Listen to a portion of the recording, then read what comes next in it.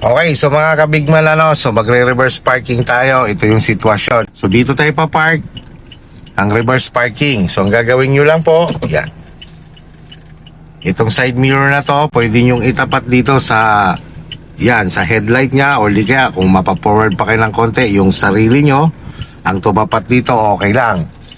And then, sagad sa kanan ng manibela, at bago gumalaw, tumingin muna sa side sa kanan, baka mamaya may parating. Move lang tayo dahan-dahan. So titingnan lang natin yung corner ng guhit ng parking. Kapag bumalagbag na tayo at nakita na natin yung corner ng parking, guhit, so pwede na tayong tumigil. And then, lagay sa reverse.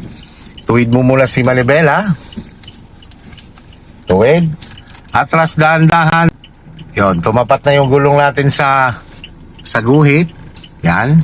Pwede na tayong mag-adjust papuntang kaliwa. Gumagalaw tayo na pumipihit pa kaliwa dahil sa kaliwa tayo paparada hanggang maisagad si manibela.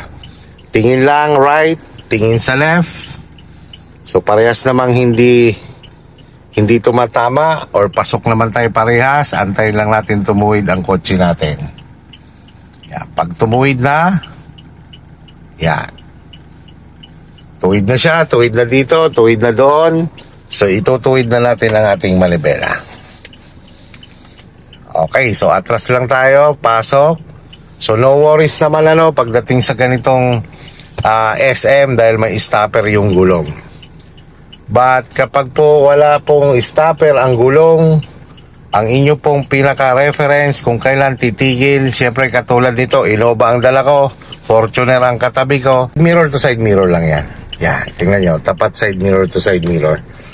So parehas na din kayo ng position yan sa unahan. Okay, so ganoon lang kasimple po ang mag-park ng reverse parking, no? So tatapatan nyo lang naman ang side mirror, yung headlight nitong katabi nyo kung ganitong sitwasyon, or kahit yung sarili nyo.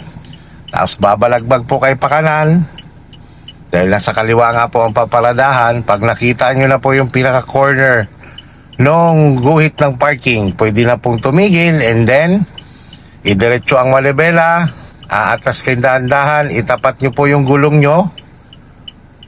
Katulad nito, tinapat ko yung gulong ko sa likod, sa kaliwa, tinapat ko sa guhit, and then saka ako nag-adjust pa kaliwa hanggang naisagad ko ang manibela. Then kapag umaatas na kayo papasok, huwag nyo kalimutang tumingin kaliwat kanan para masigurado natin na hindi natin nasasabitan ang ating katabi.